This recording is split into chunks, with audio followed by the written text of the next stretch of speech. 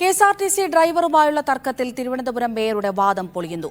വാഹനം കുറുകെയിട്ടിട്ടില്ല എന്നാണ് മേയർ ആര്യ രാജേന്ദ്രൻ പറഞ്ഞത്. വാഹനം ബസ്സിന് കുറുകെയിട്ടിരിക്കുന്ന ദൃശ്യം പുറത്തുവന്നു.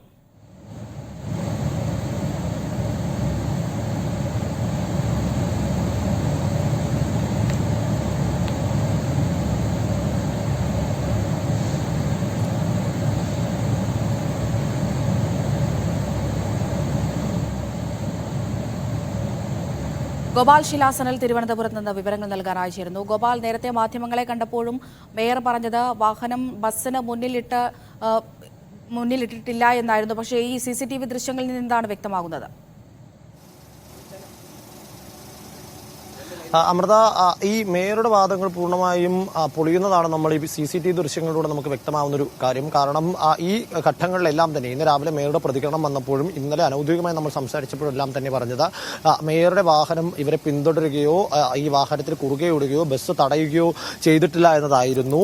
ഇന്നും മേയർ അതേ കാര്യം തന്നെയാണ് ആവർത്തിച്ചത്. ഈ പ്രശ്നം ഉണ്ടാവുകയും തുടർന്ന് ഈ വാഹനത്തിന് പിന്നാലെ ഇവർ വന്നപ്പോൾ വാഹനത്തിന് പിന്നാലെ എത്തിയ ബസ് ഈ സിഗ്നലിൽ നിർത്തുന്നത് കണ്ടപ്പോൾ അവിടെ സമീപത്തായി നിർത്തി ഇവരോട് ചോദിക്കുകയായിരുന്നു എന്നതാണ്. എന്നാൽ രണ്ട് CCTV ദൃശ്യങ്ങളിലായി നമുക്ക് മനസ്സിലാകുന്നത് ആദ്യ CCTV ദൃശ്യത്തിൽ കൃത്യമായി തന്നെ ഈ ബസ്സിന് സമാന്തരമായി ഈ കാർ പോകുന്നത് നമുക്ക് കാണാൻ സാധിക്കുന്നുണ്ട്. അതിനൊപ്പം തന്നെ ഏറ്റവും പ്രധാനപ്പെട്ട നിർണായകമായ CCTV ദൃശ്യം രണ്ടാമത്തേതാണ്.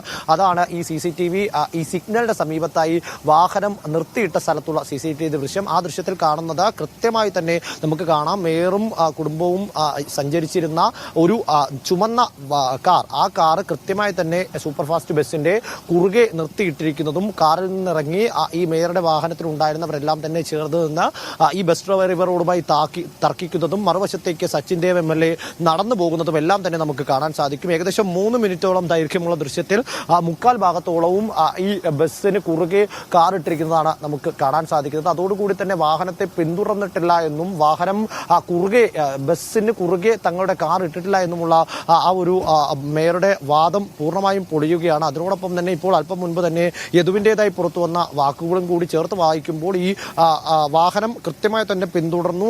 തുടർന്നതിന് ശേഷം ഈ കുറുകെയിട്ട് നിർത്തി തന്നെയാണ് അത്തരത്തിൽ തടഞ്ഞുകൊണ്ട് തന്നെയാണ് ഈ തർക്കമുണ്ടായതും ആ തർക്കം വലിയൊരു പ്രശ്നത്തിലേക്ക് നയിച്ചതും എന്നതാണ് നമുക്ക് CCTV ദൃശ്യങ്ങളിൽ നിന്ന് വ്യക്തമാകുന്നത്. ഇത് സിഗ്നലിൽ വെച്ച് തന്നെയാണ് സംഭവിച്ചത് എന്നുള്ള കാര്യം വ്യക്തമാണ്. കാരണം ഈ സിഗ്നലിന് പിന്നാലെ തന്നെ നിരനിരയായ വാഹനങ്ങൾ കിടക്കുന്നത് നമുക്ക് ദൃശ്യങ്ങൾ കാണാൻ സാധിക്കുന്നുണ്ട്.